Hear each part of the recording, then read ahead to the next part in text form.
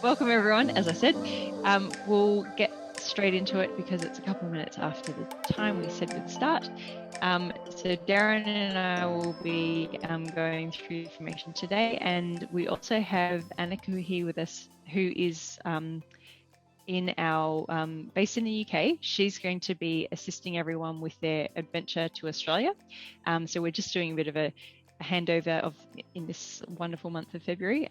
So some of you might have been hearing from me, you might have started hearing from Annika, you might hear from both of us over the next couple of weeks, and then it'll be all her. So enjoy.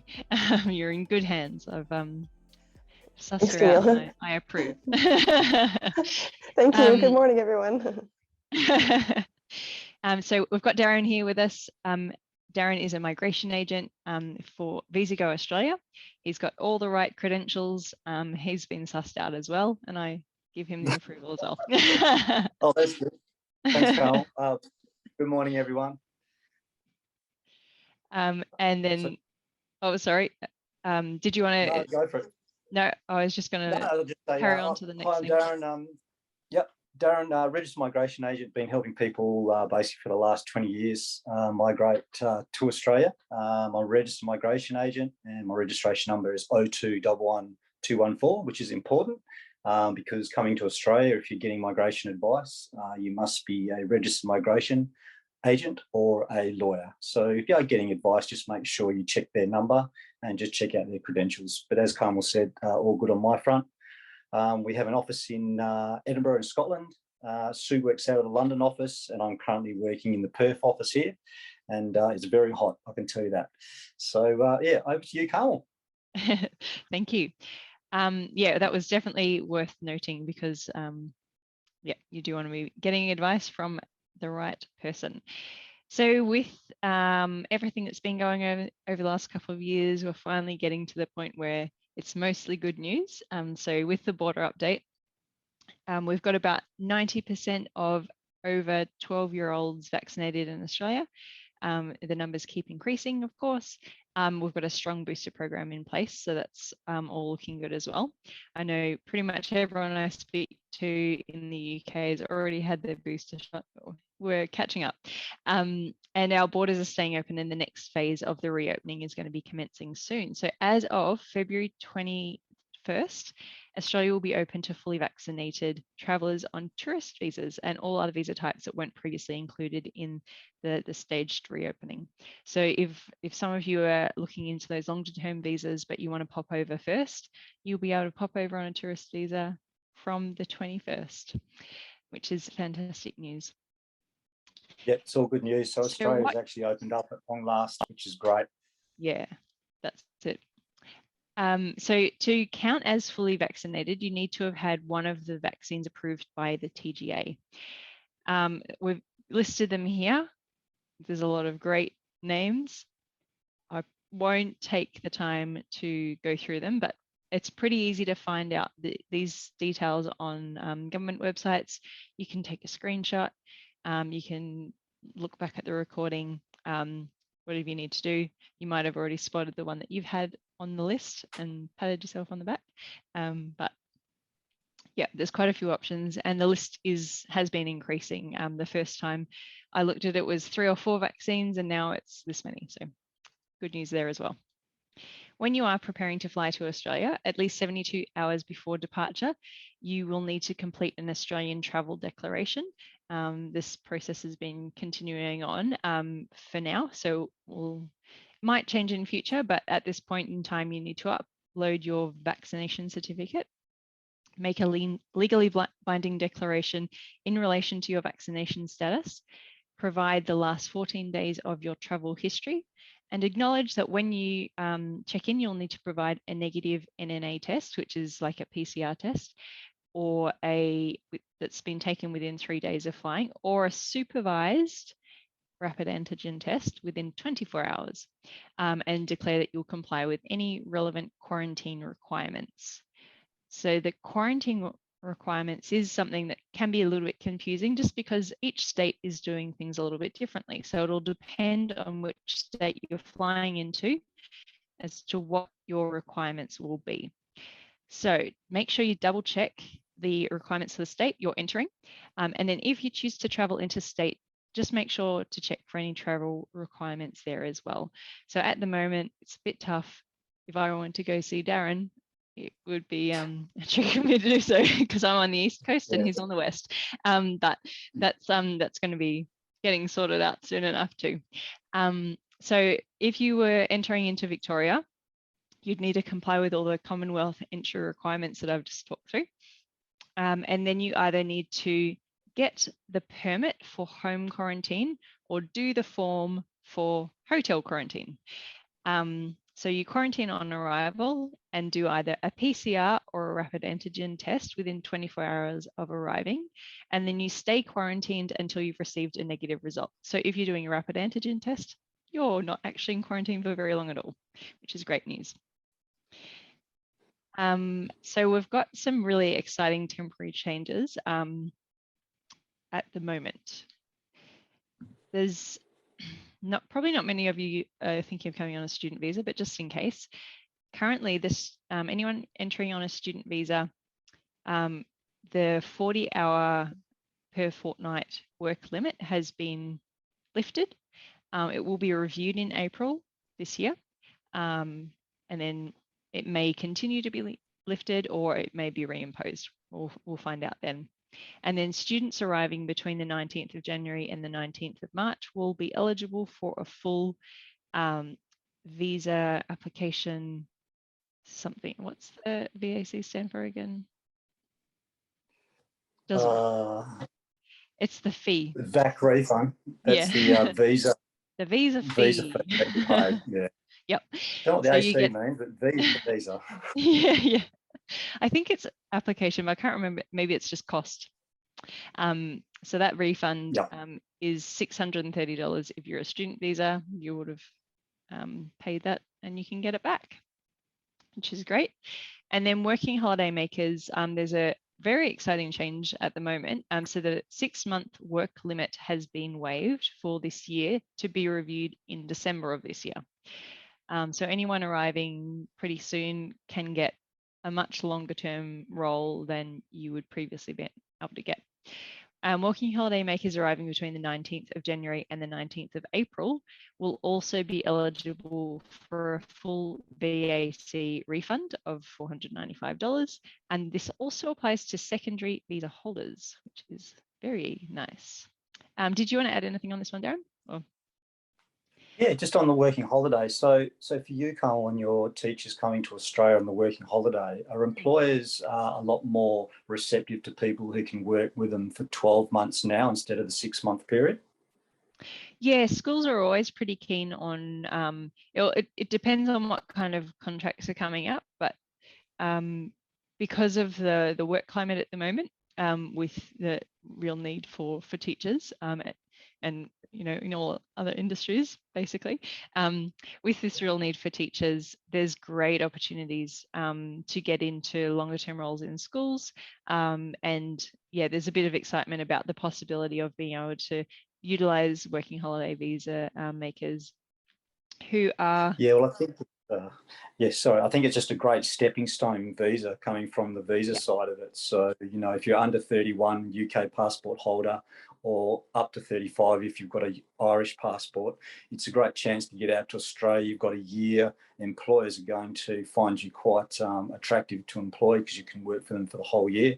And then once you're in Australia, you can use that as a stepping stone visa for an employee-sponsored 482, or even look at a skilled visa later on down the track. So yeah, that's a really good option at the moment for a lot of people coming from the UK and Ireland and other passport holding countries that are eligible for that visa. Yep, definitely. So, and just a quick one on that. Yeah, sorry. So just if people are planning on using that, they used to be instant, the 12-month working holiday visas when we applied for them. But I've lodged a couple recently, and they're out to about 3 to 4 weeks because of the demand, and everyone's getting their $495 back if they're entering on that certain date. The demand is huge. So just be wary of that. At the moment, it's around about 3 to 4 weeks for that visa to come through. Yeah, that's a great insight. Yeah, up until I think they announced this, it had been the day pretty much they're always back in the day, but yeah, Yeah, not they're not really right now. instant. Yeah, not yep. now, no. Excellent. Yeah, so you did address a couple of the visa options that can be maybe follow on from the working holiday visa, or potentially for more experienced teachers that might be with us today. It might be their first Australian visa that they're looking to get into. So we've got a few different options here. Did you want to mention anything about any of these at the moment, or shall we get into? Yeah, I'll just quickly give a quick overview. I mean, if you're a teacher and you're looking to come to Australia, usually the first question is, do you want to come temporary, or are you looking for a permanent visa? And whereabouts are you looking to move to, Perth or Sydney or Melbourne? Because the visa categories determine what sort of application you're going to lodge. So, for example, the 417 working holiday, it's fantastic to go out, have a look around for a year, use it as a stepping stone visa to the other visas. All your skilled visas, the 189, the 190, the 491, are all your permanent visas. The 189 and 190 is a 5-year permanent residency visa, which needs a skills assessment and in most cases an English language test. And the 491 is a 5-year temporary visa, which then leads on to permanent residency. The employer-sponsored one, the 186, is also a permanent visa. And the 482 is an employee-sponsored visa, which, depending on whether you're a primary or a secondary school teacher or early years, etc., can either be from 2 to 4 years, and that ties you into that employer, and you have to work for that employer. So, and there's also the 494, which is employee-sponsored as well. So there's a lot of different visa subclasses. The time that you can spend in Australia and whether they're temporary or permanent just depends on what you're actually looking for when you go to Australia. Yeah, excellent. So with some of the visas, they might require that skills assessment, which is conducted by a body called ANZUK. Then some of those visas would then require your teaching registration to be completed for your visa, but then you also need your visa to obtain your teaching registration for identification purposes, which is a lovely catch-22. But everyone is aware of the situation, so the best thing to do is to contact the teaching authority and explain that you're in that predicament, and then they'll help you out from there. Each state and territory does have their own teaching authority, so you do need to make sure that you're contacting the right people. And early childhood educators also need to do an additional assessment through a CEQA. So some of you might find that your qualification is already on the approved or pre-assessed list, and then others will need that assessment to be conducted. And you need to have completed your qualification in order for them to do that assessment. We've just had a question come up in the chat. Thanks, Imogen. So do you have to enter Australia before December to get that 6-month work waive for the duration of your whole year visa, or is it that after December you would be limited to 6 months? Yeah, okay. So it's from when they introduced it in January to December, they're not putting that 6-month restriction on. But if you were to arrive in August and then in December, they go, no, actually, we're going to reimpose the 6 months, then you would just be bound by that. So you could have a role from August to whenever 6 months after that was, but you wouldn't be able to go beyond that 6 months at that point. Yep. Okay, great. And then, so you're really not oh, sorry. Sorry, Camille. Yeah, so you really got to be looking at heading out soon to utilise that full year. Otherwise, you run the risk that come December, you may be chopped off partway through that year. Yep. Yeah, right. exactly. And I don't know who's going to be able to predict what the government's going to decide in December or in April, for that matter, for the students. So who knows? Yeah. Exactly. But just to give a bit of an understanding is the Australian government have had no working holiday visas, employee-sponsored 482, and very little skilled visas nearly for 2 years. So there's such a huge demand in the workforce at the moment. And the working holiday is one of the ways that the Australian government are trying to get thousands and thousands of people into Australia to fill the positions. So it is a good time to be getting out to Australia because there is tons and tons of work, not only in teaching, but as you said earlier, Camille, in all sectors, hospitality, mining, manufacturing. There's huge shortages, especially here where I am in WA. So that's the reasoning behind them giving you money back and trying to get people out to Australia quicker rather than later, or sooner rather than later. Yeah, that's right. So it's a great time to bring your friends, bring your partner, bring your family. They'll be able to get a job in whatever industry they're in. So, definitely. Yeah. Good. Yeah. Good time for that. Also relating to your skills assessment, in order to receive a positive skills assessment, you do need to have either a 4-year Bachelor of Education, a 3-year Bachelor and a Pgce, or a 3-year Bachelor and a Master of Teaching. You can work in Australia on a 3-year Bachelor if you either, but that would only work if you're coming on a working holiday visa, or if there's another visa that doesn't require a skills assessment, but can't think of one that doesn't. And there's 2 ways you can do that. You can either stay based in New South Wales and get a conditional accreditation, or you can go via the New Zealand pathway, which is applying for teaching registration in New Zealand, getting that approved, and then applying to a teaching authority in Australia by saying, I have a New Zealand teaching registration, please mutually recognise this. You can then get a registration, but we can always chat to you further about that if you're in that situation. Yeah, and just on that too, Camille, I mean, a lot of the UK teachers are either Teach First programs they've completed, or SIT, SCITT. Some of those aren't done through universities, and then you may have a problem with your skills assessment. So if you're not sure and you're in that bracket, by all means, just send a copy of your transcripts of your Pgce through and your degree, and a copy of your CV, and we can do an assessment and see if you will get a positive skills assessment before you start spending money going down the process for a permanent skilled visa.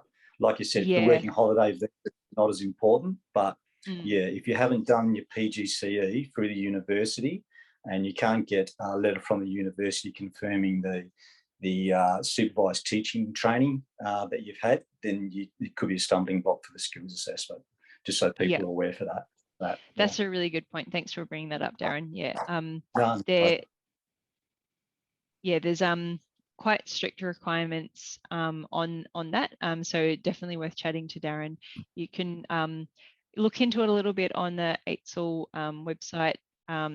They kind of outline what they're looking for in a qualification, but getting some advice is definitely a good way to go. So we have a case study. Oh, sorry. No, go on. No, I was just going to say the AITSL website is really good.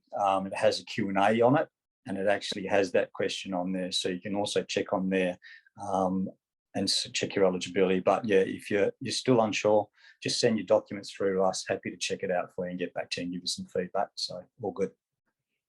Yeah. So this is a case study. This is really for the skilled visas. I just thought I'd put this up here so you can sort of compare it to yourself. This one here is a 34-year-old single secondary school teacher with a UK passport, has done a degree, doesn't have to be specific, it can be in any sort of degree, and then done a Pgce at a university, done the supervised teacher training. So let's run through the points. Once you turn 33, you drop 5 points. Up to the age of 33, you're getting 30, and over the age of 25. So 25 for age. For the bachelor degree is getting 15 points. Now, when I said earlier, a lot of people say, well, I've got a UK passport. Do I have to do the English exam? Well, you don't as part of the skills assessment, but for getting points when you lodge your main visa, because it's so competitive, the more points you have, the more chance you are of receiving an invite either from a state government or from the Australian government. So 99% of all our clients applying for a skilled visa do the English test. Now, this teacher's done really well and nailed it, done the IELTS. you can just Google IELTS English exam and all the test centres will come up, and you can choose and pick a test site where you are. But in that exam, it goes for about 3.5 hours, and it's writing, reading, listening and speaking. And this person's got 8 out of 9 in all 4 areas, which allows us to claim 20 points. If you get 7 or higher in all 4 areas, you can claim 10 points. And if you don't achieve the 7 bracket in all 4, then you get 0 points. You can sit the exam as many times as you like. I've had some clients who have sat it up to 5 times trying to get those bonus points. So yeah, but check that out. This secondary school teacher passed a Pgce, started teaching over 5 years ago. So it means we can claim 10 points for work experience. And this individual is single, and then that gives them 80 points for a 189 skilled independent visa, which means you'd have to lodge your expression of interest, sit in the pool for up to 2 years, and hopefully the Australian government will give you an invite. And then once you get the invite, then you can apply for your visa. But the issue with it at the moment is because there's such a high demand. I think last time we had a look, there's probably about 130,000 applications in that particular subgroup. So the points are very high. If you haven't got 90, even probably 95, it's highly unlikely you would get a 189 visa application invite. So what we're advising to a lot of people is to look at your state sponsorships. Your 190 is a great option because it's still a 5-year permanent residency visa. The application is supported from a state government. So for example, at the moment, New South Wales are looking for secondary school teachers. So if you do your expression of interest and you tick the New South Wales box in the application, New South Wales government can actually see your application and go, oh, look, here's someone who wants to come to New South Wales. They'll look at your points, and if they like what they see, then they can invite you. And you don't have to have, high points. We've seen some teachers on 75, 80 get invites from New South Wales on the 190 visa. So that's 2 of the visas, and just a quick overview of how the points work in regards to the skilled visas. Excellent. So what is an expression of interest, Darren? Okay, so an expression of interest is sort of, it says what it is. You're letting the Australian government know that you're looking to want to migrate to Australia. Now, a lot of people ring up and say, oh, we've lodged our expression of interest. When do I do my skills assessment and English language test? And we say, oh, you need to do them first, because if you do get an invite, luckily enough, and you haven't done your skills assessment or English language, you have to have done that within 60 days. Now, sometimes you can't get in to do your English language, or you can't get your skills assessment back in time. So before you lodge your expression of interest, you should always do your skills assessment and your English language test. Then you know exactly what points you've got. You can go onto the Australian government website and you can get an IMI account. So you log in, register an IMI account, and then you can actually go in there and lodge your expression of interest. And the points that I just went through, you can actually run through the system, give your age, your qualifications, your work experience, your English language points, whether you're single or you've got a partner, etc. And then that calculates the points for you. Or some people prefer to use a registered agent if they're not too sure, and that's what we can do for you. We can help you get all your documentation, do your skills assessment, draft all your references, and make sure that you're definitely eligible for a visa, and help you lodge your expression of interest. So once you've lodged your expression of interest, it sits in the pool for up to a period of 2 years. The Australian government can see who's in the pool, but unless you've got very high points, you probably won't get an invite. So then there's boxes in there you can tick for which state that you want to go to. Now, if you tick, for example, I don't know, Western Australia, the West Australian government can see your expression of interest. And if they like what they see and you've got the skills and expertise they want, then they can invite you. And then you do a state sponsorship application. And once you pass that, they let the Australian government know that they want you. And then the Australian government invite you to apply for the visa. So expression of interest is really the first step in applying for your skilled visas. Yeah, fantastic. And how much does the visa application or the visa process cost overall? Yeah, well, all the different visa criteria or subclasses differ. But say for your skilled visa, you'd have to do your skills assessment through AITSL, which is up there, $1,050. Your IELTS English exam is about $370. For the main applicant, it's $4,115. If you have a partner, you can include a partner in your visa application. Now, when you say partner, you either have to be married, or if you're not married, you can include a partner if you've got de facto evidence for more than 12 months. And what that means is you usually have to be living together. So the Australian government will want to see possibly a joint bank account that you're using together, a joint rental agreement, or the mail going to the same address. If you haven't got that evidence, then you probably have to wait and delay your application till you get that evidence. So you need to have a minimum of 12 months to include your partner. And just while I'm on it, and I remember, if you're also including your partner, you can claim 5 points if your partner has a UK or Irish passport. If they don't, say, for example, have a Polish passport, then they'd have to do the English language test to claim the 5 points. And if your partner is also skilled and on the same occupation list as you, if they do a skills assessment, you can claim another 5 points, which is basically 10 points towards your application. But if you're single, it's a lot easier. You just claim the 10 points straight away. So you can get bonus points that. And then you've got your medicals and your police checks. Medicals are anywhere from $700 to $800. Police checks from any country that you've lived for longer than 12 months in the last 10 years, you have to get a police check. And your state sponsorships vary from around about $200 to $750, depending on whether it's a 1-9 or a 491 visa category state sponsorship. Prices all differ. Yeah. But that basically is about all the costs that you have for that skilled visa. Fantastic. So for primary school teachers, there are more limited options. So what kind of visa would they be looking at? Yeah, sure. So when you're applying for a skilled visa, you have to look at the skilled occupations list. And there's the MLSTSOL, which is the main list. So your early years, your secondary school teachers are all on the main list. Primary school teacher is on the STSOL, which is the secondary list. So if you're on the secondary list, you can't apply for the 189 skilled independent or the 491 family sponsored visa. You actually have to be state sponsored. So if you're going to Australia, you'd have to look at the state sponsorship lists and see if primary school teacher is on their list, and then apply through the 190 or the 491 visa category. For the 482 employee sponsored, if you're a secondary school teacher on the main list, you get up to a 4-year employee sponsored 482. Primary school teacher being on the secondary, you can have a 2-year visa that is sponsored by an employee. And for the working holiday visa, it doesn't affect that visa at all, because it doesn't matter what your occupation is or your quals. As long as you meet the age and criminal and health criteria, you can apply for the 417 working holiday visa.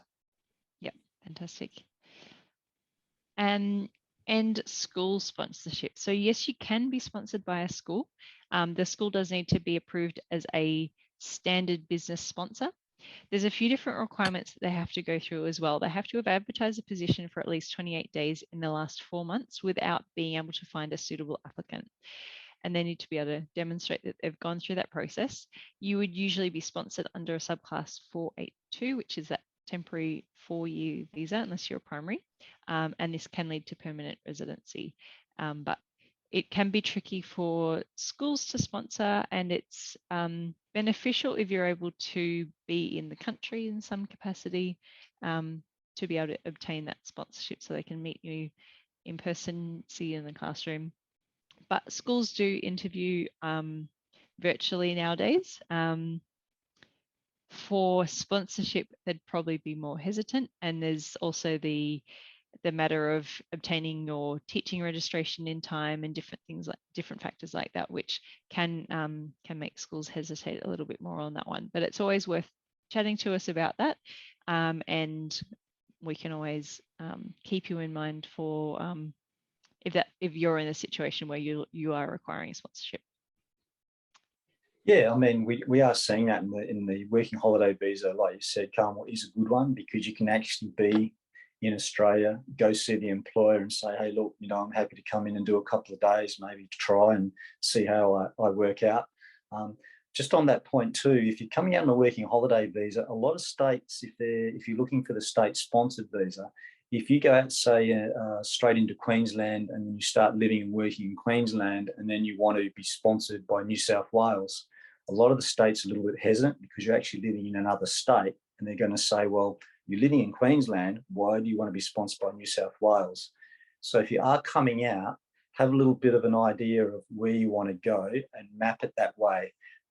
So, for example, you come out and you spend 2 or 3 weeks in WA, go up to Northern Territory, then settle in New South Wales and apply for state sponsorship, that would be fine. But if you settled in Queensland and then look for state sponsorship, you'll find it difficult for them to sponsor you. So just a little bit of a tip for those people who are looking to go out that way. Great tip. Love that one. And is there still a higher demand for special educational needs and early childhood? There generally is. There's high demand for everyone, basically. So we are still experiencing that need. And they both are on the main skills list, which is great. It gives those extra visa options. So just like secondary teachers, they've got the full range of options. And while sponsorship can be an option, having Australian experience and being within Australia is generally necessary for early childhood teachers, and is advantageous, as we've been talking about, for other teachers as well, if at all possible.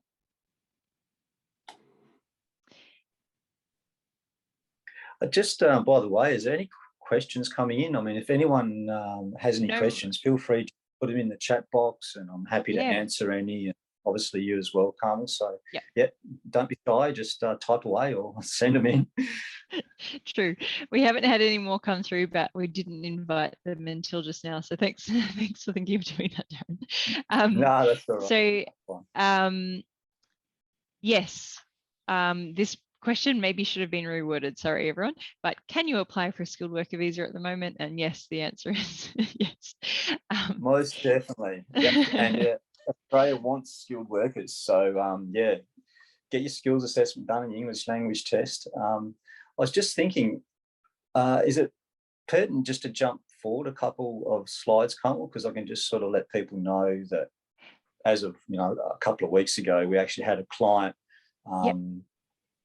who got an invite from New South Wales. So I don't know if you want to put that slide up. The skills. Yeah, it should pop up shortly. Last week, yeah, perfect. Thank you. Yeah, so look, just so everyone knows, it is actually happening. People are applying for 190 state-sponsored visas to New South Wales. New South Wales and South Australia are the only two states currently at the moment offering sponsorship. We seem to think with all the borders opening that the other states, Queensland, Northern Territory, ACT, will open. WA, where I come from, well, we don't know. Our Premier's pretty hard-nosed. He's not letting anyone in or out at the moment, so we'll wait and see. But here you see, we've got a secondary school teacher. She was aged 31 years of age, got 30 points, Bachelor Pgce, did the English language test, been working 5 years, actually had a working holiday visa in Australia and then got a second-year working holiday visa and added up a whole year. So she worked 6 months in one school in Australia and 6 months in the other. So we claimed extra bonus points, 5 points for 12 months in Australia. Her partner holds a UK passport but isn't skilled, so we just claimed the English points and 5 points for state sponsorship, which is quite a good score, 90 points. So we got the invite, last week or 2 weeks ago. So that's already been lodged. I think that may have already come back. Sue, our London case process is processing that. So that's already been granted and the Australian government have given her an invite to apply. So we've applied and she's now doing her medicals and criminals and will be in Sydney, I would say, flights and everything going well within 4 to 5 months' time. So yeah, it is doable and it is happening if you want to be out into Australia. Yep. Yeah, fantastic. So we have some questions coming into the chat, so I'll just go through those. Thanks, Imogen, for jumping in and commenting on Louise's question. So Louise, if that Bachelor of Arts Honours in Primary Education is a 3-year degree, as Imogen said, you can get the conditional accreditation if you're in New South Wales, or you can try going through the New Zealand pathway. But for a skilled visa, if you're looking to get a skills assessment, you'd need to do some additional study to be recognised for that.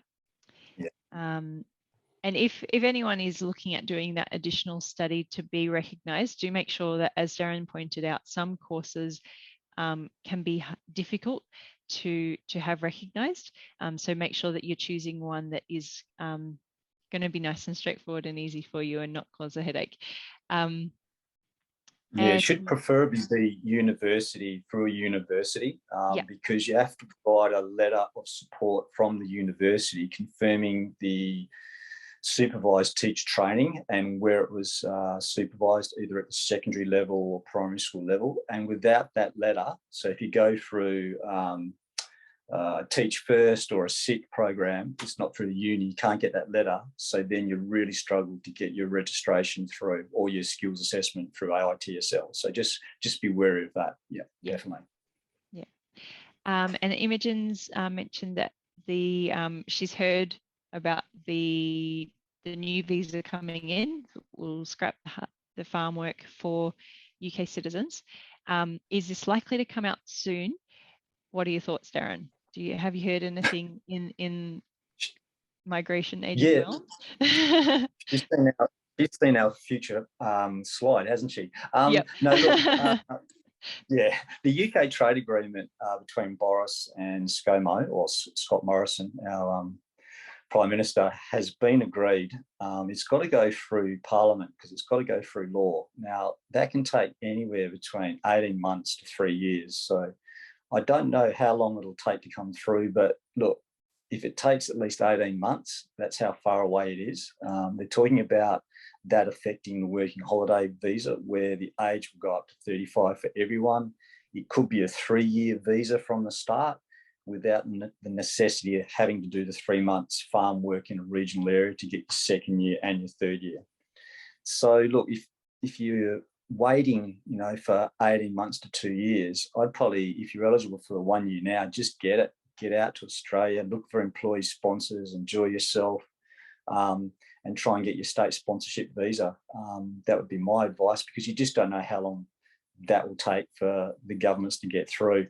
And I think the Australian government opening up for all these working holiday visas, I think it'll take a back burner, because you can see by the demand, you used to get a working holiday visa within 15, 20 seconds of submitting it. Now it's taking 3 weeks. So to me, that means there's thousands of people pouring into Australia on that visa. So I don't think there'll be a need to have that new visa, unfortunately. But we'll have to wait and see. Okay. Good to hear your thoughts on it. I'd been listening to the Optimistic Internet Chatter, and So what have you been hearing, Camille? Come on, tell me. Oh no, it's just that some predictions of July this year and everything, which would be amazing. But it looks unlikely. We've got it? that on. Yeah, we've got that I on do our need to change that. Yeah, I nearly took it off, then I forgot to. But I think you're right in the sense that it's been agreed, which is technically correct, because by July 22 it'll probably be approved, but then it's got to go through the appropriate law and Parliament, etc. So, and that's not only Australia, that's the UK as well. So, we'll see how it goes. If it does, then it means, hey, if you're 32 years of age and you're waiting for it to come through and it comes through, then happy days, you can get it and scoot out to Australia. So it's all good. Yep. Yeah. Fantastic. So Richard, I think you might be. Sorry. Oh, I'm still going through some. I'm still looking at the questions in the chat. So we're just. Oh right, sorry. Where I haven't moved the slides. Richard, you've mentioned a question. Is this a question on behalf of your daughter, or is this yours? Yeah. Okay. So yeah, concerned about the 2-year wait. Given that finishing the Pgce in June this year, wanting to get to Melbourne ASAP. So your daughter is beyond the working holiday visa age. Is that right? Or you can unmute if you like. Oh, I can't hear you yet.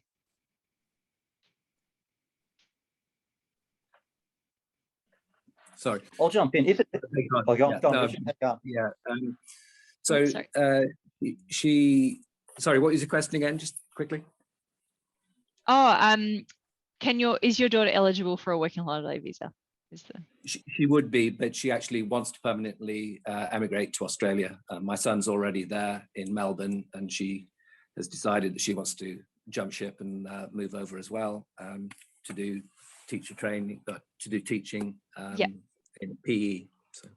Ah, fantastic. That's great. Well, I think I know what Darren would say to this. He'd say, come over on the working holiday visa and then apply for your skilled visa. Is that right, Darren? Yeah, well, look, you can apply for 2 visas at the same time. So how old is your daughter, Richard?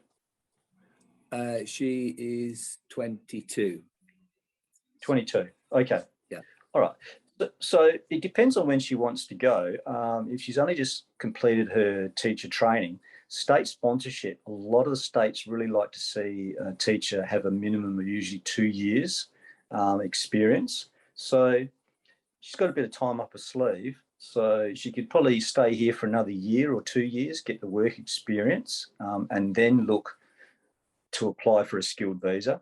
Or meantime, she could apply for a working holiday visa. Now, once you get your working holiday visa, you have a year to activate it. And then once it's activated, that's when the year starts. So technically, she could get a working holiday visa in the next couple of months, have a year to get out to Australia, then use that year. So she could work in the UK for a year, then go to Australia, work for a year, then that gives her 2 years, and then look at applying for a skilled visa in Australia. But like I said earlier, she's looking to go to New South Wales. Where did you say your son was? He in Melbourne? He's also in Melbourne. Yeah, he's working as an accountant over there. So would she be looking to go to Victoria in Melbourne? I think probably into Melbourne City itself. Sorry, my knowledge of Australia is far weaker than yours. No worries. That's all right, mate. No worries. Well, look, the best thing is Camille works in Melbourne, so or Annika can also have a chat to her about finding her some jobs. So the working holiday visa is an option. She can also apply for the skilled visa while she's in Australia on the working holiday visa or before she applies. I mean, she can do her English language test now, do the skills assessment, lodge an expression of interest. That takes about 5 to 6 months to get to that stage. So there's a lot of options there for her. She can go on the working hole, apply for the skilled visa at the same time. So yeah, the world's her oyster, really. Fantastic. Thank you. Excellent. All right. Great. We've got a couple more questions. So Sam said, what proof does New South Wales require for proof of Pgce? Does it need to be a university transcript or does a qualified teacher status certificate suffice? Unfortunately for you, Australia looks at a qualified teacher status certificate and goes, who cares? I don't know why, but it doesn't mean a thing here. But you'll need your university transcript and hopefully your certificate of completion of the degree. That's all they're looking for. Yeah, and it's a bit different for New South Wales. Sorry, Camille. Yes. So New South Wales, if you're looking for them to sponsor you, all they want to see is your expression of interest lodged and your positive skills assessment. So it's more about the AITSL recognising your qualifications and giving your skills assessment a tick and getting a positive one. If you've got that, then New South Wales government is happy because you've lodged your expression of interest, you're meeting the points and the criteria set out on their website, and then you should be fine. So just look at the skills assessment. That's more important than probably the New South Wales requirements. Yeah, unless you're coming on a working holiday visa and you're just looking at getting a teaching registration. Depends on what you meant by New South Wales. Good. No, yeah, it's right. True. Sorry, I'm in the skilled visa mode, sorry. Definitely. No, that's fine. And it could have been what the question meant. So we've answered it very thoroughly. And we've got one from John T. Is there a cap on age? Very good question. in the sense of, well, working holiday visa, you have to be under 31 years of age if you're UK passport when you apply, 35 if you're Irish passport holder. The 482 employee sponsored, there's no age requirement on that. So most cutoff ages, if that's what you're talking about, is 45 years of age. So if you're 46, a skilled visa, 189, 190, 491, or the 186 employee sponsored is not an option, but you could go out in the 482. But then if you go out in 482 and you're 46, your PR options are virtually nil. So the only way around that is I'm having some good success with what's called a DAMA, D-A-M-A. That's regional areas in Australia who have a labour agreement with the Australian government. And because they need teachers in rural areas, they get an age exemption up to 55 years of age. So if you're 46, 49, and you want to work in a regional area, a DAMA is about the only way to get out there, but it is a great option if you're thinking about that. In the next 3 or 4 weeks, check our website. I'm building the pages now, and that should be up on our website. If not, just Google DAMA, Australian Government, and the details will come up on their website. Excellent. And Sam's just mentioned, how detailed does the university transcript need to be? Does an overview of completing the Pgce suffice? Does it need to contain a detailed breakdown of subjects and number of hours taught? So what they'll be looking for in the transcript is the different courses you did, or the different subjects you did, and what they contributed to the overall sort of points of the course. And then you the sort of hours taught or days taught doesn't need to be on the transcript exactly. It's not always on the transcript, but if it's not, you need to have a very clear letter from your university outlining the number of days or hours taught that you taught in a supervised capacity. So you being supervised teaching. Yeah, that's the important thing, is that letter from the university. That's the key. Yeah, whereas was it GTS or GST, where you teach in the UK, through that pathway, you can't get that usually because it's not through a university, and that's where it sort of falls down. Yeah. Yep. All right. Well, I think we've run out of questions in the chat, so we'll jump back to the slides. Might just quickly. One thing we haven't mentioned from the skilled worker visa is that there's sometimes sort of, is it invitation periods or intake periods? What would you call it, Darren, with some of the visas that run every few months? Oh, so you're talking about the 189 and the 491, invitational rounds. Yeah. So once you've lodged an expression of interest, the Australian government for the 189 and the 491 family sponsored. So, for example, Richard, if your daughter is looking for a permanent visa and is going to go to Melbourne, and your son lives in, say, Geelong, which is about an hour and a half, I think, Camille, if I'm not wrong, from Melbourne, that's classified as it's only about an hour, actually. Yeah. It's an hour. Wow, okay. So you're only an hour out of the city centre of Melbourne. Because he lives in a regional area, he'd be able to add 15 bonus points to your daughter's application, and that would be a 491 skilled family sponsored visa, and that would be a 5-year temporary visa. And then after 3 years of living and working in a regional area, then she could get permanent residency. So, sorry, I've jumped way out somewhere different there, but that just gives you an idea on that side of it, on the family sponsored and the 189. The invitations are held every 3 months by the Australian government. The last invitation round, there was only 200 189 visa applicants invited for the whole of the world, and I think the pass mark was 90, and there was only specific occupations, so doctors, nurses. Mainly due to COVID, a lot of the occupations invited were in the health sector. I can't remember seeing any teachers being invited. So hence why the state sponsorship is good, because if you will go state sponsored, you only have to have the minimum, which is 65 points, and the state government can invite you every day of the week 365 days of the year. You don't have to wait for invitation rounds like the 189 and the 491 family sponsored. Excellent. How's that? Okay. Sounds good. Emma's just popped in a suggestion, Richard, in the chat as well, for your daughter as well. Lots of good advice or different ideas to consider. Excellent. So the outlook for skilled migration in 2022, we've sort of talked about this a little bit more, but is there anything else you wanted to add for now, Darren?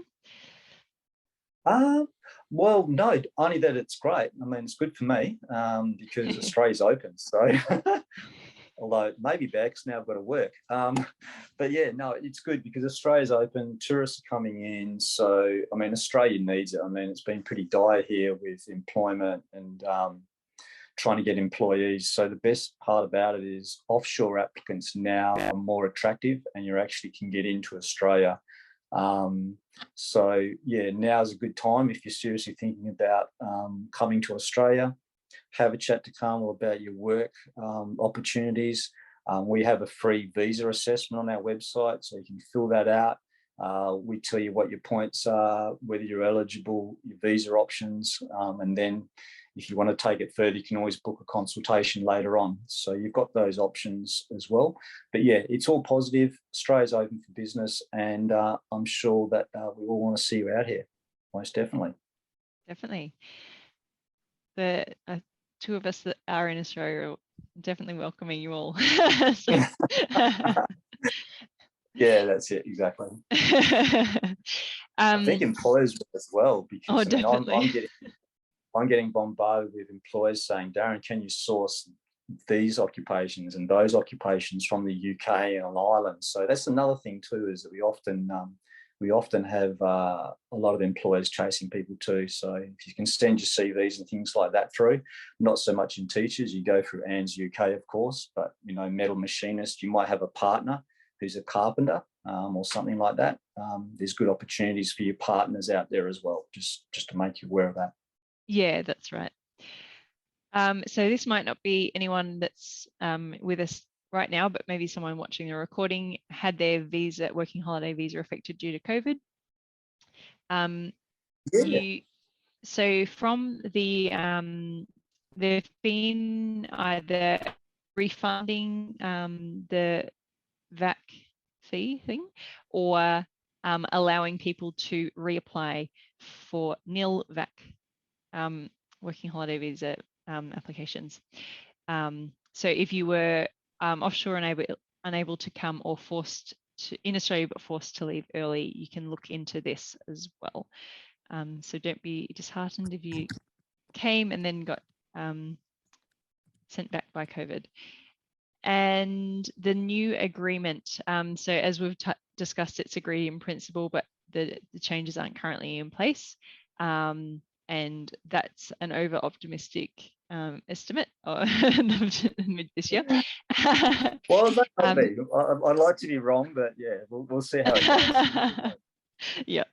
And then, yeah, as we've said, the minimum eligible age will be increasing, and there's this idea that it'll be for 3 years with no regional work requirement. The details aren't out, so we don't know if it's how that will impact some things, but yeah, watch this space, I guess, but still come to Australia. So we've actually reached the end of what we had prepared. Is there any other questions or anything anyone wanted clarity on? We can pop, if you're keen to chat to Darren, we can pop his email in the chat or the Visa Go website. Or if you don't know who to speak to, you can reach out to Annika for some wonderful advice on getting to Australia as well. So Sam has got a question. If you apply for a working holiday visa, can you apply now for July? Yes, so as Darren mentioned before, when you apply for the working holiday visa, once it's approved, you have 12 months in which to enter Australia, and on the entry into Australia that activates your visa, and then you have 12 months from that point on to have a wonderful time here. And given the fact that the applications are a little bit slower than the instant applications that we got used to again after them not being processed for a while, you might want to factor that in and make sure that you are applying in advance. For anyone that's coming to somewhere like Victoria, where you can apply for your teaching registration before you come to Australia, you do need to have your working holiday visa approved and ready to go, so you can use that as part of your identification for the VIT application. It's your commencement of identity document, so that just means you need to be a little more prepared with applying. Imogen has a question that may not be relevant, but she's going to ask it anyway, and hopefully we have an answer. I like that. That's great. Would you recommend getting private medical insurance alongside Medicare? From the UK, you know you're eligible for Medicare, but some guidelines say not everything is covered on Medicare, and it is different to NHS. Do you have any thoughts on that, Darren? Yeah, well, look,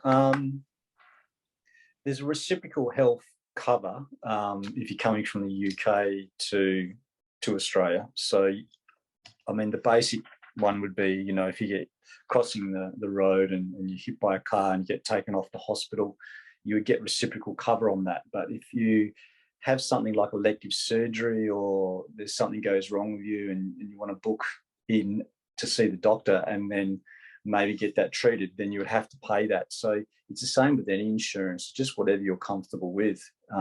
Me being a little bit older, I'd probably go for the insurance. But if you're young and fit and healthy, well, then it's just one of those things, you know, do you have health cover or not?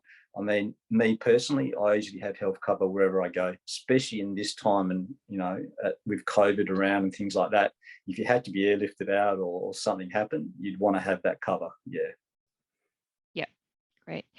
One thing to note actually is in that scenario, the ambulance wouldn't be covered. I'm not sure if it's in all states, but in Victoria, you need to get an ambulance membership. Yeah. It's actually not particularly expensive, but it just covers you if you do need to be taken somewhere by ambulance.